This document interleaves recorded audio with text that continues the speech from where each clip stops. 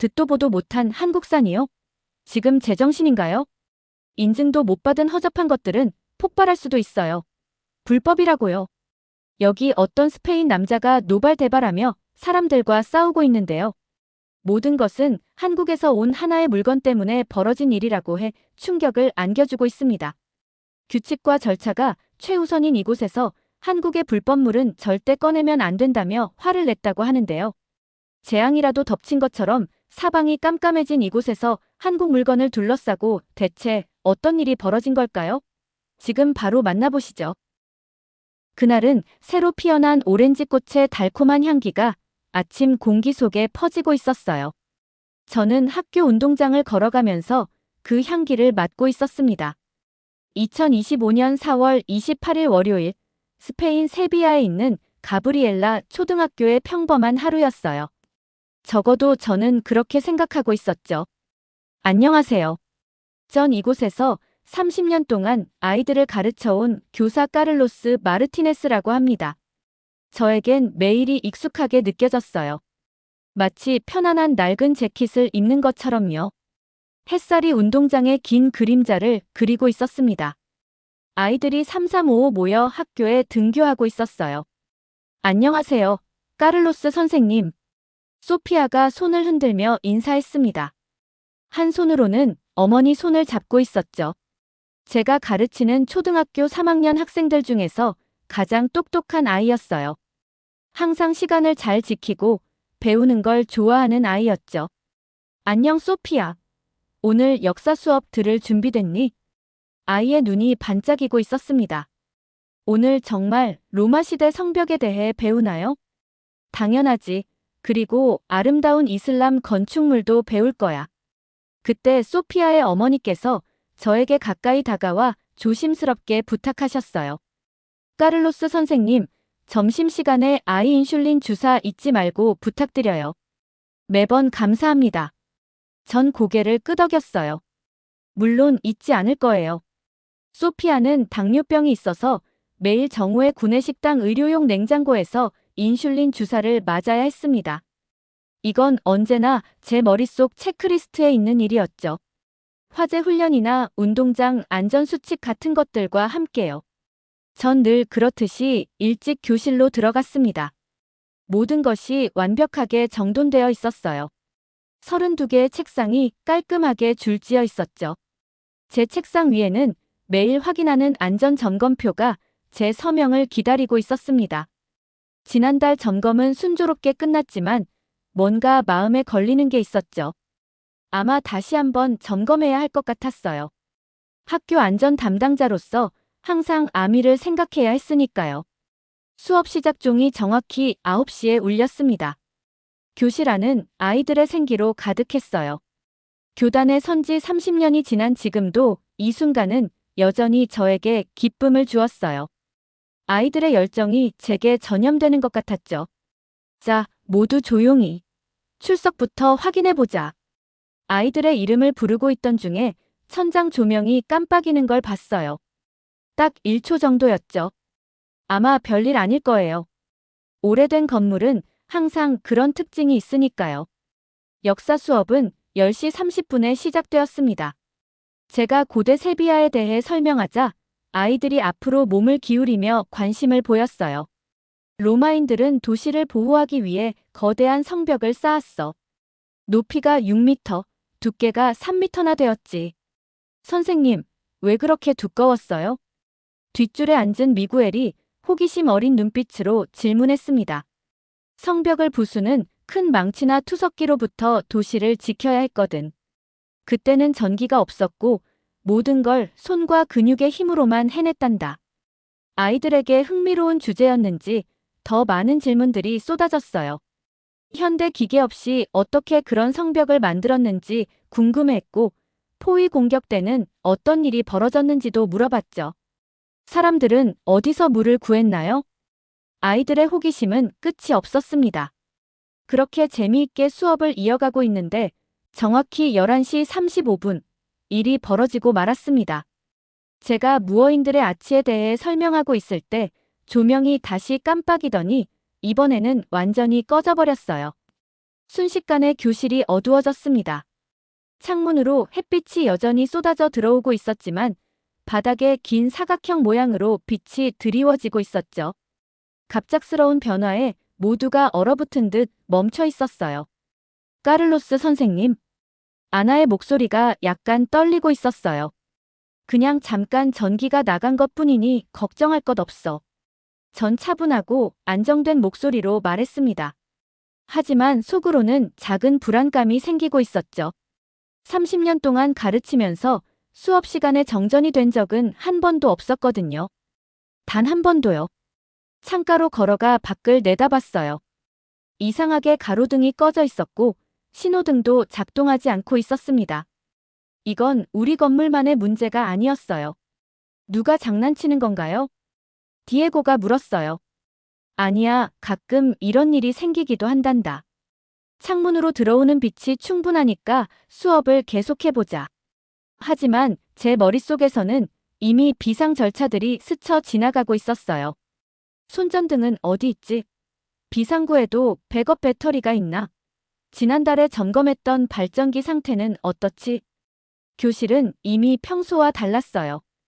에어컨 소리도 없었고 컴퓨터 펜 돌아가는 소리도 없었죠. 그저 숨소리와 침을 넘기는 소리만 들리고 있었습니다. 벽에 걸린 시계를 보니 시계 바늘이 11시 35분에 멈춰 있었습니다. 평소에 들리던 전기 소리가 사라지니 정적이 무겁게 느껴졌어요. 그러다가 학교 비상방송 시스템이 백업 배터리로 작동하면서 지직거리는 소리를 내기 시작했죠. 선생님과 학생 여러분께 알립니다. 대규모 변전소 고장으로 우리 지역에 광범위한 정전이 발생했습니다. 수리팀이 3시간 안에 전력을 복구할 예정입니다. 선생님들은 학생들을 교실에서 침착하게 지도해 주시기 바랍니다. 3시간이라고요? 가슴이 조여오기 시작했어요. 조용히 공책에 낙서하고 있는 소피아를 보니 더 걱정이 되었죠. 소피아의 인슐린은 구내식당 의료용 냉장고에서 차갑게 보관되어야 했는데 전기가 없으면 냉장고가 천천히 따뜻해질 테니까요. 교실은 벌써 조금씩 답답해지고 있었어요. 4월의 세비야는 에어컨 없이는 조금 더운 날씨였죠. 몇몇 아이들 이마에 땀방울이 맺히고 있는 게 보였습니다. 까를로스 선생님, 저 어두운 게 무서워요. 앞줄에 앉은 마리아가 울먹거리며 말했습니다. 하지만 지금은 어둡지 않잖아. 자연광이 있으니까. 우리 조상들은 수천 년 동안 전기 없이 살기도 했단다. 저는 창문으로 들어오는 햇빛을 가리키며 말했죠. 그래도 이런 특별한 상황이 모두를 불안하게 만들고 있었어요. 아이들은 의자에서 몸을 뒤척였고 초조하게 연필만 책상 위에 두드리고 있었습니다. 그때 문이 벌컥 열렸어요. 교감 선생님인 안토니오 로페스가 뛰어들어왔죠. 얼굴이 빨개져 있었고 셔츠가 땀으로 젖어 있었어요. 까를로스, 큰일이야. 비상 발전기가 안 켜져. 다 해봤는데도 안 돼. 정비 회사에서는 기술자가 오는데 최소 1시간은 걸린다고 해. 가슴이 철렁 내려앉았어요. 발전기는 우리의 안전망이었죠. 지난달에 제가 직접 점검했었는데 왜 지금 가장 필요한 이 순간에 안 되는 걸까요? 비상등은요? 학생들이 듣지 못하게 조용히 물었어요. 아무것도 안 돼. 모든 전기 시스템이 다운됐어. 책임감이 어깨를 짓누르는 것 같았어요. 32명의 우리 반 아이들이 저를 의지하고 있었죠. 그때 핸드폰이 울렸습니다. 발신자는 구내식당의 루시아 곤잘레스였습니다. 까를로스, 냉장고가 전부 멈췄어요. 점심 음식도 상하겠지만 그게 제일 문제가 아니에요. 소피아의 인슐린이 의료용 냉장고에 있는데 15도보다 따뜻해지면 효과가 떨어지기 시작할 거예요. 10분 정도밖에 시간이 없다고요. 10분이라니요. 그 말이 머릿속에서 계속 울려댔어요. 저는 조용히 소피아를 쳐다봤어요. 아이는 자기 약이 위험하다는 걸 전혀 모르고 있었죠. 부모님은 두 분 모두 2시간 거리에 있는 장소에서 일하고 계셨어요. 지금 전화해도 제 시간에 도착할 수 없었죠. 밖에 나가면 안 돼요? 디에고가 물었어요. 아직은 안 돼. 모두 앉아 있으렴. 전기도 없고 발전기도 없고 빨리 고칠 방법도 없고 그러다 문득 옆 건물에 있는 노인 요양시설도 우리와 같은 전력망을 쓰고 있다는 게 떠올랐어요. 거기에는 산소 호흡기가 필요한 환자들이 있었습니다. 그들의 백업 배터리는 최대 30분밖에 못 버틸 거예요. 이건 이제 단순한 불편함이 아니었어요. 생명이 위험할 수도 있었죠. 그때 갑자기 2달 전 아내 생일 선물을 사러 한국마트에 갔을 때가 기억났어요. 주인인 박 사장님이 한국의 캠핑 장비와 대용량 배터리 시스템을 소개해 주셨죠.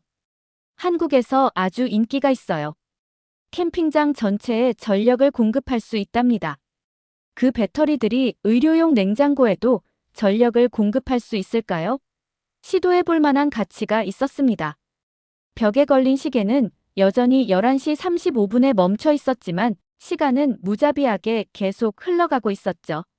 지금부터는 1분 1초가 중요했어요. 핸드폰 연락처를 넘기는데 손가락이 어색하게 움직였어요. 통화 신호음 하나하나가 영원처럼 느껴졌습니다. 여보세요, 코리아웨이 박준호입니다. 박 사장님, 저 가브리엘라 초등학교의 까를로스 마르티네스입니다. 2달 전에 은목걸이 사갔던. 네. 기억나요. 근데 무슨 일이시죠? 저는 급하게 지금의 상황들을 설명했어요. 정전과 고장난 발전기, 소피아의 인슐린이 따뜻해지고 있고 노인 환자들의 산소가 떨어지고 있다는 것. 이제 10분밖에 안 남았다는 것까지 모두 다요. 잠깐 정적이 흐르더니 곧 그의 명쾌한 목소리가 들려왔어요. 완전히 이해했습니다. 저한테 한국의 파워박스 시스템이 있어요. 각각 15kW 용량이죠. 순수 배터리 기술이에요. 소음도 없고 매연도 없습니다. 의료 장비에 딱 맞아요. 20분 안에 도착할 수 있습니다. 20분이요? 우리한테는 10분밖에 없는데. 그래도 그게 유일한 희망이었어요. 제발 서둘러 주세요. 생명이 걸려 있어서요. 벌써 차에 싣고 있습니다. 곧 뵙겠습니다. 전화를 끊고 교실을 둘러봤어요. 아이들이 안절부절 못하고 있었죠. 교실은 확실히 아까보다 더 더워졌어요. 몇몇 학생들은 공책으로 부채질을 하고 있었고 어떤 아이들은 의자에 축 늘어져 있었습니다. 선생님, 목이 말라요. 물 분수대도 전기가 있어야 작동하는데. 제가 생각하지 못한 또 다른 문제였습니다. 창밖을 보니 다른 교실 선생님들도 똑같이 걱정스러운 표정을 짓고 있었습니다. 모두들 누군가 와서 이 문제를 해결해주기만 기다리고 있었죠. 갑자기 밖에서 타이어 소리가 끽 하고 들렸어요. 하얀색 밴이 순식간에 학교로 들어오더니 박 사장님이 차에서 뛰어내리셨어요. 나이에 비해 놀라울 정도로 빠르게 움직이고 계셨습니다. 단정한 차림이었지만 장비를 다루는 솜씨는 완전히 전문가였죠. 저는 밖으로 달려나갔고 다른 선생님들도 뒤따라왔어요. 의료용 냉장고가 어디 있나요? 박 사장님이 밴에서 커다란 검정 상자 2개를 꺼내며 물어보셨어요. 구내식당이에요. 이쪽으로 오세요. 우리는 어두운 복도를 급히 달렸습니다. 장비 상자의 바퀴가 타일 바닥에서 덜컹거리고 있었어요. 그런데 우리가 구내식당 입구에 도착했을 때 또 다른 차가 주차장으로 들어오고 있었어요. 빨간색 픽업 트럭이 끽 소리를 내며 멈췄고 덩치 큰 남자가 뛰어내렸어요. 얼굴이 벌써 노여움으로 빨개져 있었죠. 하비에르 로드리게스였어요. 저도 알고 있는 동네 발전기 대여 회사 사장이었어요. 작년에 학교 유지보수 계약 입찰에 참여했다가 더 싼 업체한테 진 적이 있었죠. 이게 뭡니까? 그가 한국의 K-파워박스를 가리키며 소리쳤어요. 학교에서 인증도 안 된 외국 장비를 사용하다니요? 이건 불법이에요. 공공건물에는 스페인 인증 시스템만 써야 합니다. 가슴이 철렁 내려앉았어요. 잘 해결될 수 있었는데 왜 하필 지금 나타난 걸까요? 하지만 박 사장님은 침착함을 유지하고 계셨어요. 가방에서 태블릿을 꺼내셨죠. 모든 인증서가 여기 있습니다. 한국의 KC 인증, 유럽연합의 CE 인증, 완벽한 스페인어 매뉴얼. 모든 게 합법적이고 적절해요. 하지만 로드리게스는 듣지 않았고 목소리만 점점 커지고 있었죠. 한국산은 들어본 적도 없고 이런 허접한 것들은 폭발할 수 있어요. 우리 아이들을 위험에 빠뜨리고 있는 거라고요. 내가 배터리에 대해 잘 아는데 연결하는 순간 불이 날 수도 있어요. 그렇게 두 남자가 맞서고 있었어요. 박 사장님은 조용하고 전문적인 태도를 유지하고 있었고 로드리게스는 시끄럽고 공격적으로 행동하고 있었죠.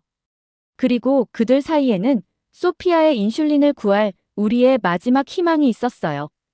구내식당 문 너머로 의료용 냉장고를 힐끗 봤습니다.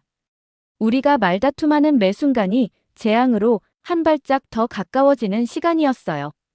결국 끼어들 수밖에 없었죠. 제발, 규정 얘기는 나중에 하시죠. 지금 당장은 의료 장비에 전력이 필요해요. 로드리게스가 씩씩거리며 핸드폰을 꺼냈습니다. 경찰에 신고하겠어요. 이건 공공안전 위반이에요. 이 한국산 기계들은 제대로 테스트도 안 됐어요. 주먹이 꽉 쥐어졌습니다. 어떻게 서류가 아이의 건강보다 중요할 수 있죠? 위기를 해결할 방법이 바로 눈앞에 있는데 꽉 막힌 관료주의가 우리를 가로막고 있었어요. 잠시 후 경찰차가 도착했어요.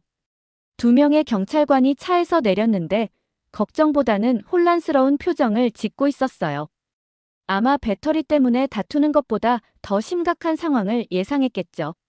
무슨 일이시죠?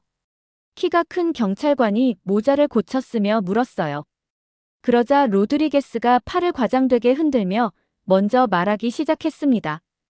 이 사람들이 불법 외국 장비를 가져왔어요. 스페인 허가증도 없어요. 우리 아이들한테 위험한 물건이죠. 저는 소중한 시간이 흘러가는 걸 무력하게 지켜보고 있었어요. 소피아의 인슐린은 점점 따뜻해지고 있었고 옆 건물에 놓인 환자들은 산소가 떨어져 가고 있었죠. 그런데 우리는 여기 서서 그깟 서류에 대해 말다툼을 하고 있었어요. 박 사장님은 차분하게 다시 인증서들을 보여주셨어요. 경찰관들이 꼼꼼히 검토하며 어디론가 전화를 걸었고 절차에 대해 이야기하고 있었어요. 구내식당은 이미 5분 안에 있는 것처럼 후끈거리고 있었죠. 땀이 등을 타고 흘러내리고 있었어요. 그때 예상치 못한 일이 벌어졌습니다. 하얀색 전기차 2대가 주차장으로 미끄러지듯 들어왔어요. 거의 소리 없이 마치 유령처럼 움직이고 있었죠. 4명이 차에서 뛰어내렸는데 작년 국제축제에서 봤던 한국인 가족들이었어요. 트렁크를 열고 굵은 주황색 케이블을 꺼내고 있었죠. VEL 기술입니다. 한 명이 빠르게 설명했어요. 차량에서 전기를 공급하는 기술이에요. 한 대당 3.6kW고 2대를 합치면 총 7.2kW죠. 경찰관들도 놀란 표정을 짓고 있었어요. 젊은 경찰관이 차를 자세히 보려고 가까이 걸어갔습니다. 차가 전기를 공급한다고요? 이런 건 처음 봐요.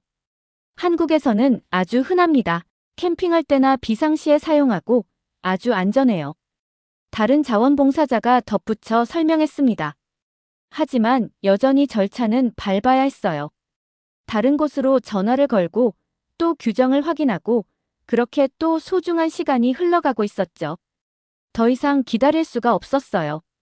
마른 나뭇가지가 부러지듯 뭔가가 제 안에서 꺾이는 느낌이 들었습니다. K-파워박스로 걸어갔어요. 검은 케이스가 손바닥 아래서 차갑게 느껴졌어요. 전원 스위치가 햇빛 속에서 은빛으로 반짝이고 있었죠. 잠시만요. 적절한 허가를 기다려주세요. 경찰관이 경고하며 말렸지만 저는 이미 마음을 굳힌 후였습니다. 혹시 문제가 생기면 모든 책임은 제가 지겠습니다.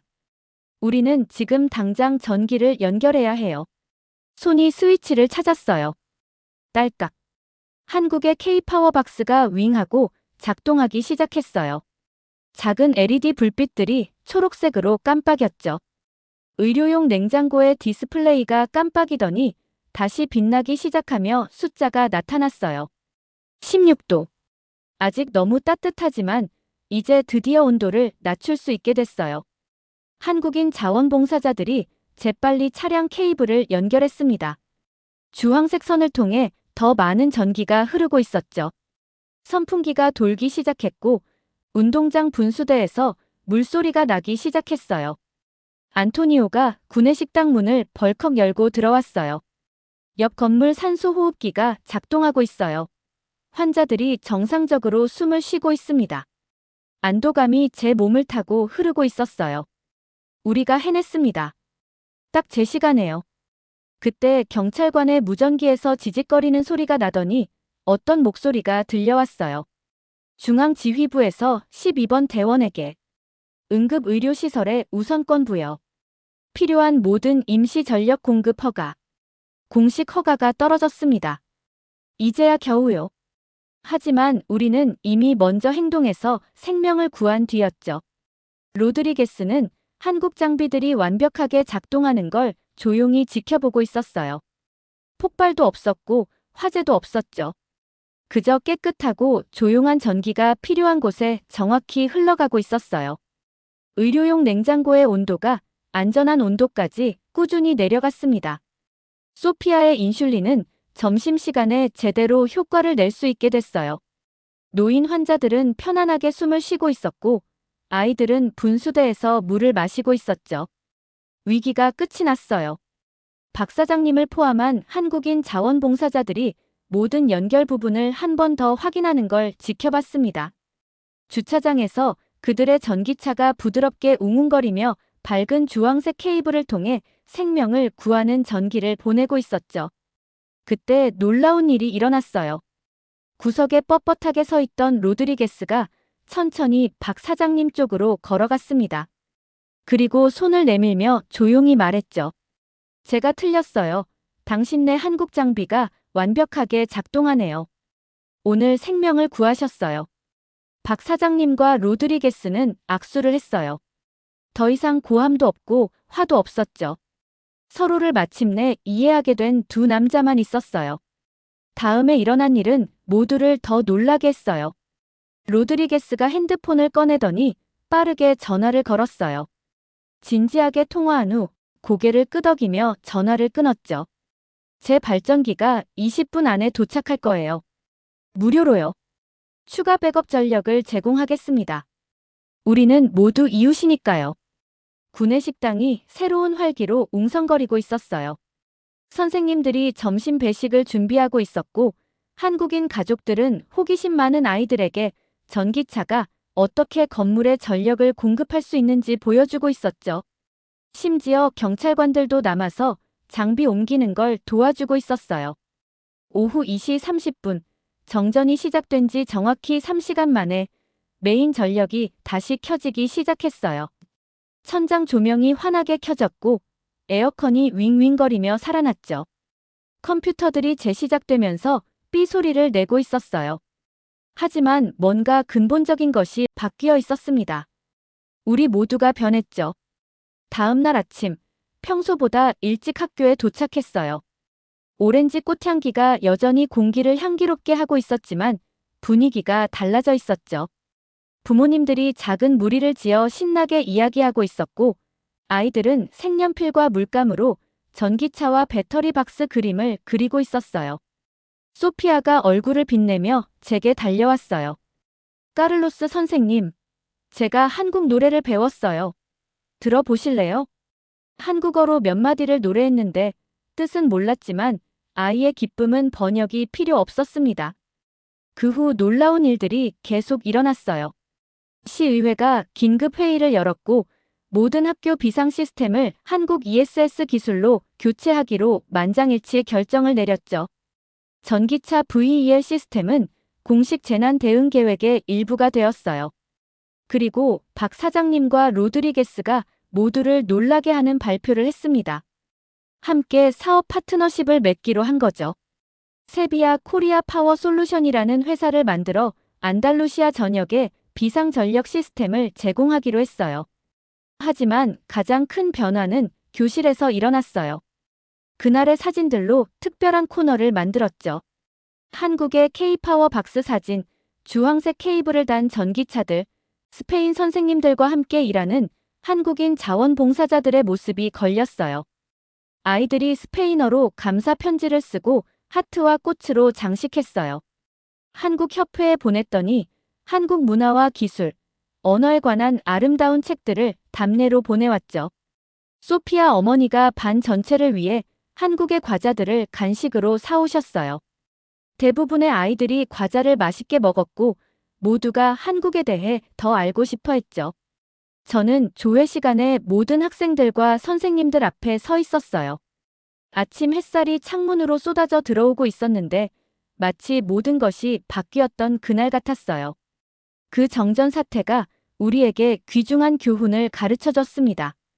어둠이 찾아올 때 도움은 예상치 못한 곳에서 올 수 있다는 것. 기술이 생명을 구할 수 있다는 것. 함께 마음을 모아 일하는 것이 규칙을 맹목적으로 따르는 것보다 더 중요하다는 것입니다. 강당을 둘러봤어요. 소피아가 맨 앞줄에 건강하게 웃으며 앉아 있었고 박 사장님이 특별 손님으로 와 계셨죠. 로드리게스도 와서 자기 회사가 우리 지붕에 설치한 새 태양광 패널을 자랑스럽게 보여주고 있었어요. 벽에 걸린 시계는 꾸준히 흘러가고 있었어요. 11시 35분이 다른 시간처럼 왔다가 갔죠. 하지만 우리 모두에게는 모든 것이 바뀐 순간으로 영원히 기억될 거예요. 가끔 영웅들은 망토나 제복을 입지 않아요.